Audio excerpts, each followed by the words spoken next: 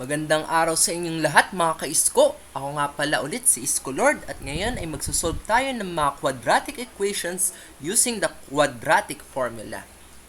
Ngayon mapapansin natin na makikita natin sa mga items na nandito sa screen natin na ang power or ang degree ng mga polynomials ay 2.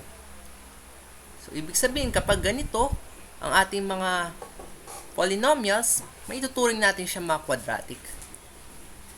Simulan natin sa number 1. X squared minus 9x plus 18 is equal to 0. Ngayon, nahanapin natin yung value ni x dito. Paano natin mahanap yun? Kailangan natin yung quadratic formula. Pwede rin tayong mag-complete the square or pwede rin tayong mag-factoring. Pero ituturo ko dito kung paano natin i-derive yung quadratic formula at paano natin yun gagamitin para mahanap natin si x.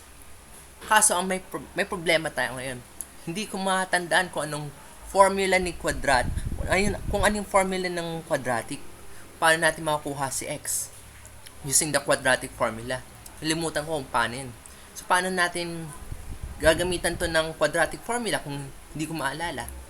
Papakita ko sa inyo kung paano natin madederive yung quadratic formula. Simulan muna natin sa concept. Concept natin, ang form ng isang quadratic equation ay ax squared plus bx plus c is equal to 0. Yan ang standard form ng isang quadratic equation. Anong susunod natin gagawin? Pang mahanap natin yung value ni x, mas maganda kung walang constant coefficient nakatabi yung x squared. Maliban na lang kung ito ay 1. As in, gagawin lang natin 1 yung constant coefficient ni x squared. So, paano natin gagawin yun? Merong katabing a si x squared. Yung a, b, and c natin ay mga constants. A, b, and c are constants. And si a is not equal 0. Kasi kung 0 na si a, makakancel si x squared at hindi na yan quadratic equation.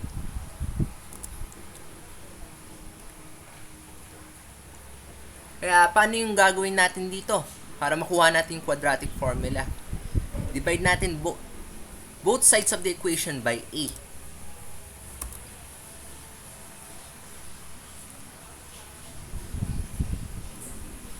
So, i-multiply natin yung buong equation sa 1 over a para mag-cancel yung constant coefficient ni x squared.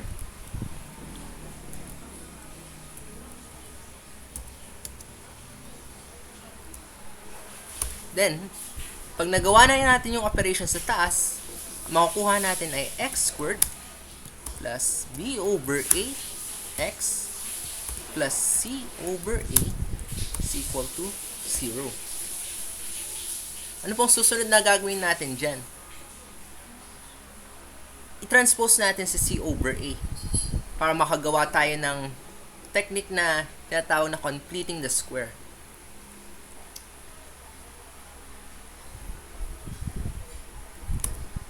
Pag tinranspose natin si c over a, ganito na ang magiging kalalabasan. X squared plus b over a x is equal to negative c over a. Pag nag-transpose tayo ng isang term sa kabilang equation, sa kabilang side ng equation, magbabago yung kanyang sign. Daan natin, halimbawa, positive.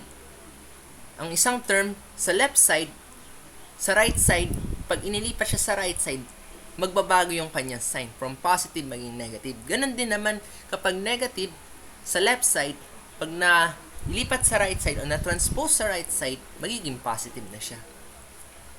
Tuloy na natin. Ngayon, paano natin magagawa dito ang completing the square? Tatandaan nyo pa ba ang perfect square trinomial? Ganito ang equation ng perfect square trinomial. A plus b quantity squared is equal to a squared plus b squared 2ab, I'm sorry. 2ab plus b squared. Ngayon, ano mapapansin natin dito? Papansin natin na may 2 na coefficient si AB, yung middle term ng perfect square trinomial.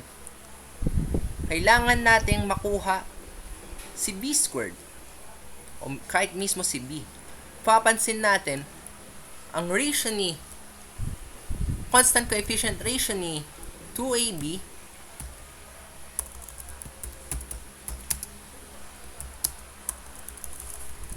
lagay ko constant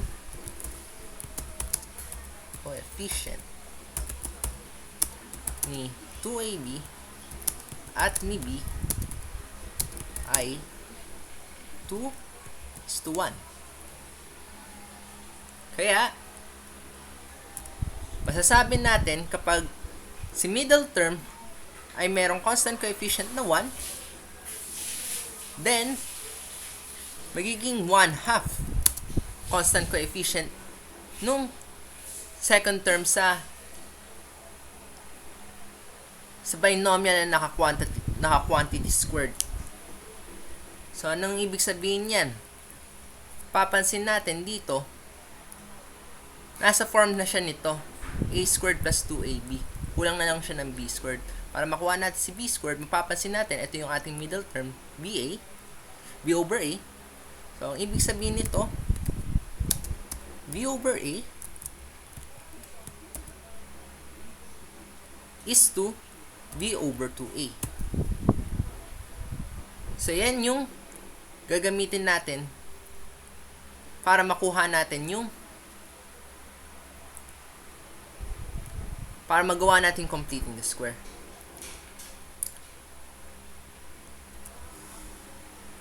Kaya, magiging kalalabasan ng ating equation x squared plus b over a x plus ang b nga natin is quantity of b over 2a, lalagyan na natin siya ng squared, is equal to negative c over a. Then, dahil nag-add tayo ng b over 2a squared dito sa left side, ganun din ang gagawin natin sa right side. Mag-add din tayo ng quantity of b over 2a squared. Kailangan natin masunod yung equality. Then, pwede na natin itong i-simplify.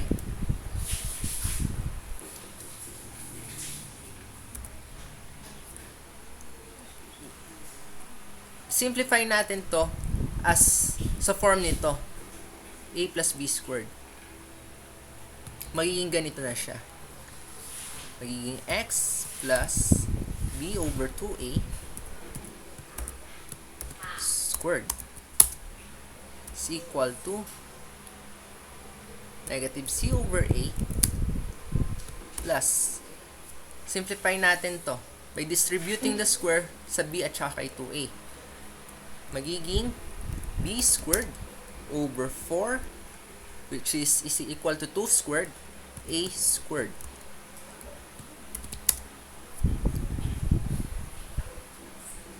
Then, pwede natin ipag-add tong dalawang terms na to. Pero kailangan muna na pareho ang kanilang denominator. So, i-rationalize natin siya by multiplying this term to 4a over 4a. Then, simplify natin to. Magiging 4ac over 4a squared. Pwede na natin ipag-combine ito. Magiging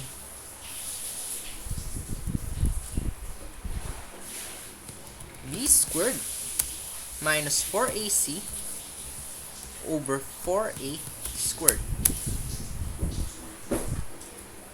Ngayon, dahil naka-squared ang left side, kailangan natin makuha ang value ni x. Kunin natin ang square root ng both sides. So, we're going to apply the square root of both sides.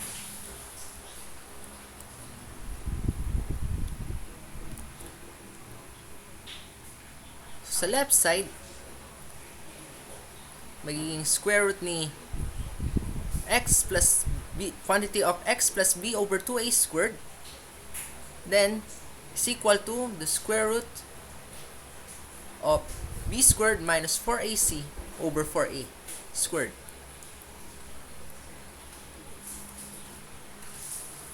Mangyayari dito, si squared ay makakancel sa radical o sa ating square root.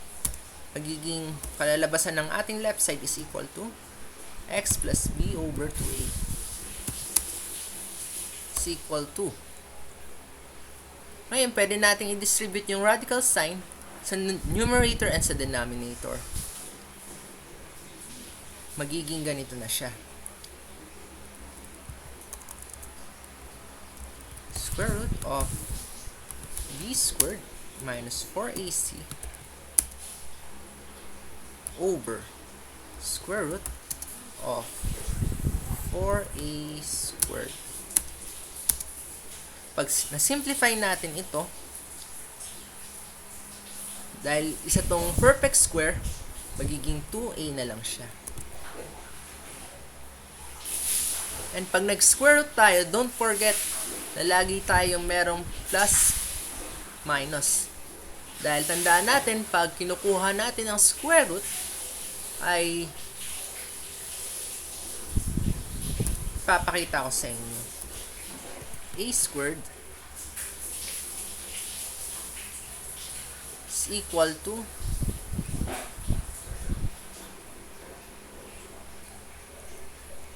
a times a or negative a times negative a. Kaya, pag kinuha natin ang square root ni a squared, makukuha natin positive and negative. So, kailangan siya merong plus minus. Then, ano pong susunod natin gagawin? Transpose natin ito, si b over 2a, para ma-isolate si x. Makukuha na natin yung value ni x. X is equal to, copy the right side expression, minus b over 2a. Pagsamahin natin dahil same denominator, so nakuha na natin ang ating quadratic formula. X is equal to negative b plus minus square root of b squared minus 4ac over 2a. So, ano ibig sabihin kapag ganitong plus and minus? So, there are two possible answers. X is equal to negative b plus square root of b squared minus 4ac over 2a. Isa yan sa mga possible answer. Ano pa yung isa pang possible answer?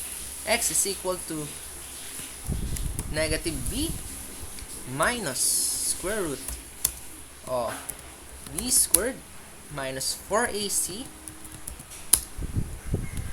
over 2a. At yan, nakuha na natin ang quadratic formula. Pwede na natin itong gamitin para makuha natin yung value ni x dito sa item number 1 at sa item number 2. Sa item number 1, ang a natin dito ay coefficient ni x squared is 1. B naman natin dito, coefficient ni b, coefficient ng ating middle term, negative 9. And then sa c,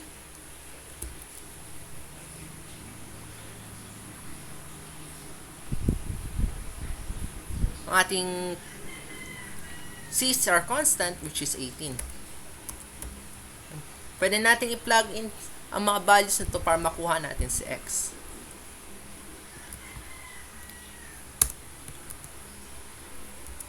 So, what is our b? Negative 9. Then, plug in natin yan si negative 9 dito sa ating formula. What is our a? 1. Plug in natin si 1. What is our c? 18. What is our 2? A. 1 din. Ganon din ang gagawin natin sa kabila. negative 9, negative 9, 1, 18, 2, 1.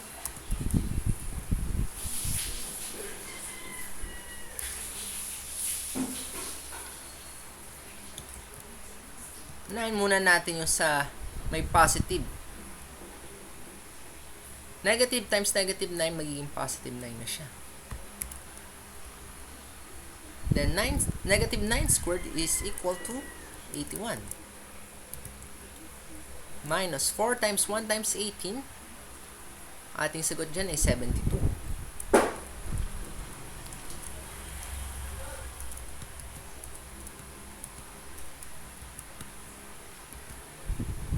Over 2.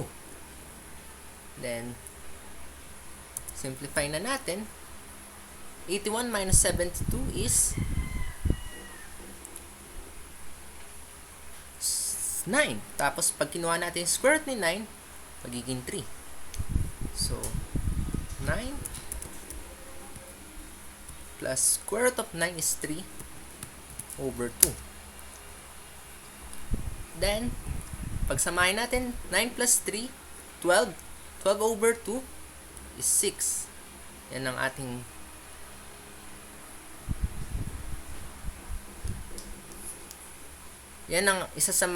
isang value ng x. Next, gamitin naman natin dito sa kabila.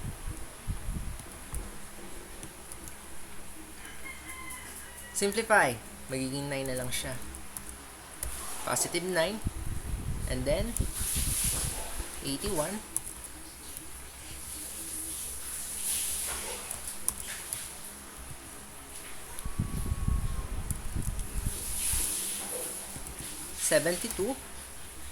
Magiging 2 na lang to. Papansin natin, pareho sila nito. Ang pinagkaiba lang nila, ito ay positive at ito naman ay negative. Sana wag tayong malito. Pag na-simplify natin siya, maging 9 minus 3 over 2. 9 minus 3 is equal to 6. 6 over 2 is equal to 3. So, yan ang ating mga x values dito sa item number 1. Paano natin malalaman kung tama ang sagot natin? Counter-check natin by substitution. 9 muna natin si 6. So,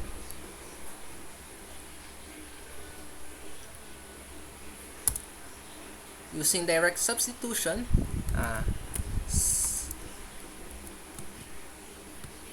6 squared minus 9 times 6 plus 18 is equal to 0. Simplify. 6 squared is 36. Negative 9 times 6 is negative 54 plus 18 is equal to 0.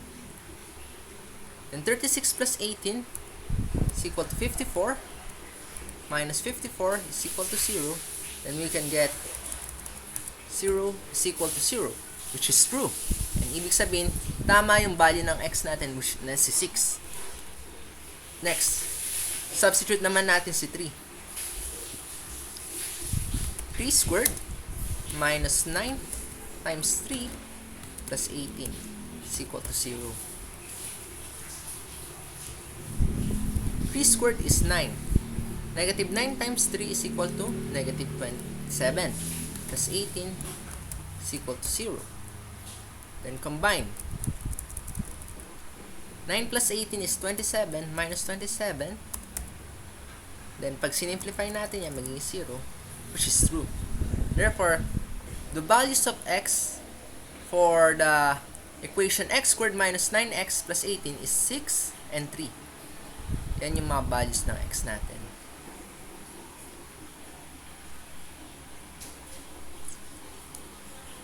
Next, i-apply naman natin dito siya sa number 2, ating quadratic formula. Papansin natin, si 6 ay naka-factor out kay x squared plus 3x. pwede natin siyang i-distribute para makuha natin sila A, B, and C. So, 6 times x squared is 6x squared. 6 times 3x is equal to 18x plus 2 is equal to 0. Eh, meron na tayong A, B, and C. A natin is 6. B natin is 18. Then C natin is 2. Pwede na natin gamitin ang quadratic formula.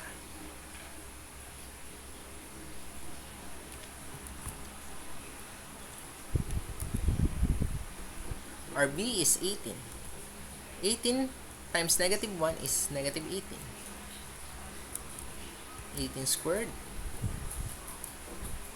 Ang A natin is 6. Then, ang C natin is 2. And 2A is 2 times 6. And this sa kabila. 18 times 18 squared is 4. 6. 2. And 2 times A is 2 times 6. Nahin natin sa positive 1.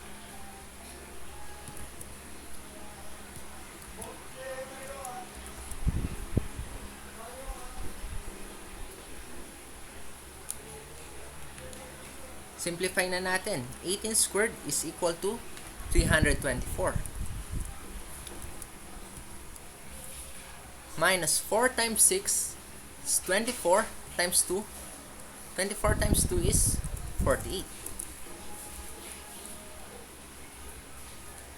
2 times 6 is 12. Simplify natin yung nasa loob ng radicand.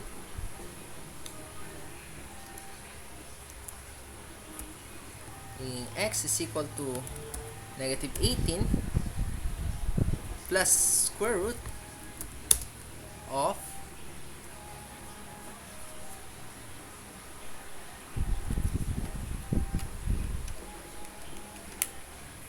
276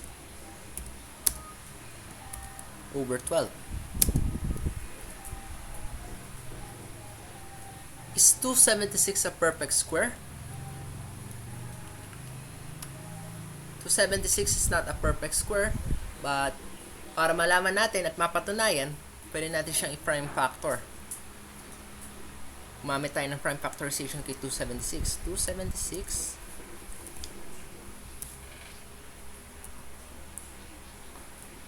is equal to 276 divisible by 2. Magiging 138.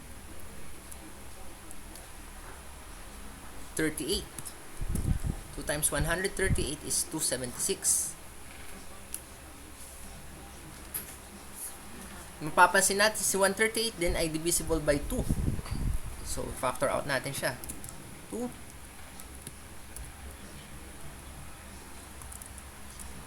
38 is equal to 69. 138 divided by 2 is equal to 69. 69, mapapansin natin, ay pag dinivide natin sa 3, makukuha naman natin ay 23. So, mapapansin natin na si 2 ay nag-appear twice.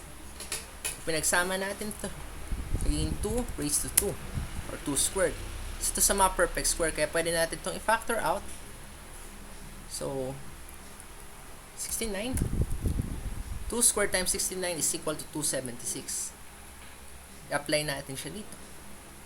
2 squared times 69. And since ito ay perfect square, pag kinuha natin yung square root, magiging result nito ay 2 times square root of 69.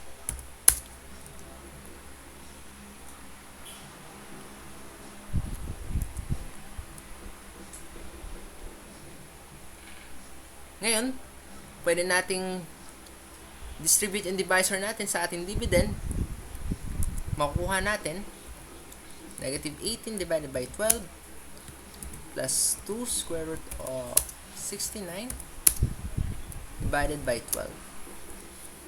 Then, simplify natin to into lowest term. Magiging 3 over 2 plus 1 times square root of 69 over 6. Dahil 2 over 12 is equal to 1 over 6. So, yan. Isa to sa mga final answer natin or isang values of x. Pwede rin natin siyang i-simplify. Samahin natin to, combine natin to. Multiplying it to by rationalizing 3 over 2.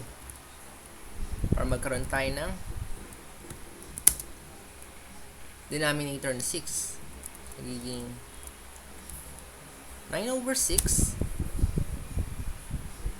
And pag sinimplify natin siya, sagot natin ay square root of 69 minus 9